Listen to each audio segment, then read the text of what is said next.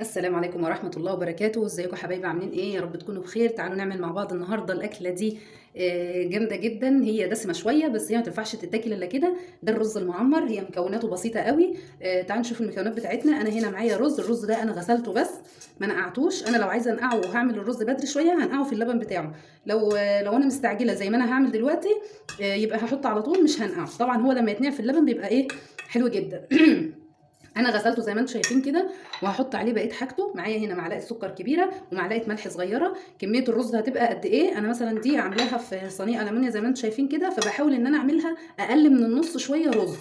ليه؟ لان الرز بيتضاعف معايا، فلما تزيد معايا يعني تبقى مناسبه قوي في الحاجه اللي انا بعملها. احنا بقى هنظبط الرز بتاعنا على حسب الحاجه اللي احنا بنعمل فيها. طبعا ينفع في طاجن فخار، مش هيقول لا ابدا.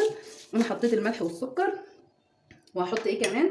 عندي هنا دي كميه من القشطه كده. طبعا اللي عنده قشطه من وش اللبن. بس يا جماعه بصراحه عشان ابقى صريحه معاكم، قشطه الفريزر ما بتبقاش حلوه خالص، ما بتدينيش النتيجه اللي انا عايزاها في الاخر. فلو هي قشطه طازه زي كده، او شاريينها علب، او ان هي نحوشها يعني وكده بس ما اتحطتش في الفريزر، هتبقى كويسه قوي. انا معايا ده تقريبا يعني كميه من القشطه كده. هحط القشطه بتاعتي. تمام. هقلبها بقى مع الرز بالراحه، مش ما بحاولش ان انا اقلب الرز القشطه قوي عشان خاطر ما تسحش مني. يعني عايزاها دي اللي هتعمل لي الوش في الاخر. تمام كده اهي، بتوهها بس كده مع الرز.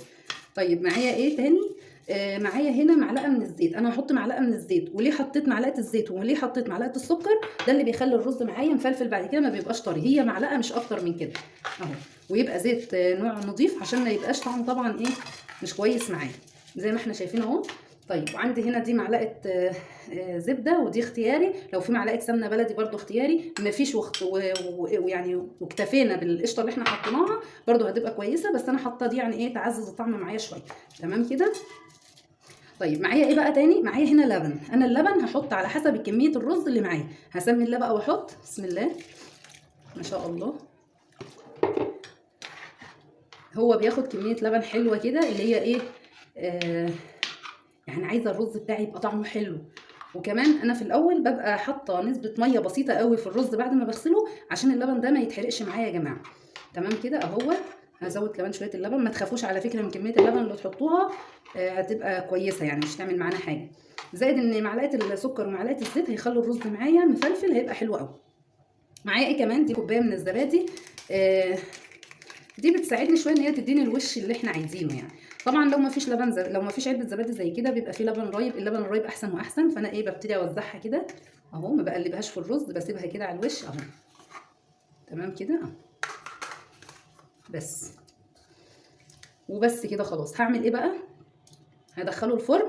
هشغل الفرن من تحت على درجه حراره عاليه، واحط الصينيه بتاعتي في الفرن من تحت برده لغايه ما تبتدي تغلي وتقلب معايا. هطلع الشبكه على اول رف، وبعدين ابتدي انقل الرز بتاعي عليها، وهدي الفرن واسيبها تستوي. ما اسيبش الرز بتاعي من الاول بعد الغليان بعد الغليان على نار عاليه، لان انا لو سبته وهو بيغلي على نار عاليه هيفور معايا، وكل الحاجات اللي انا خدمتها فيه دي هتروح مني. فانا مجرد ما ابتدي الاقيه بيقلب معايا يا جماعه، هرفعه على الشبكه اهو. هرفعه على الشبكه وههدي البوتاجاز معايا لدرجه 180 او حاجه، لغايه ما ياخد ويستوي وايه، وياخد ويدي مع بعض. تعالوا بقى نشوف.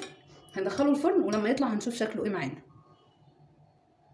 بصوا يا جماعه، انا حاولت اوريكم طريقه تانية كمان غير ان انا احطه من اول السوا في الفرن. انا ممكن احطه على البوتاجاز زي كده لغايه ما يبتدي يقلب معايا زي ما احنا شايفين كده اهو.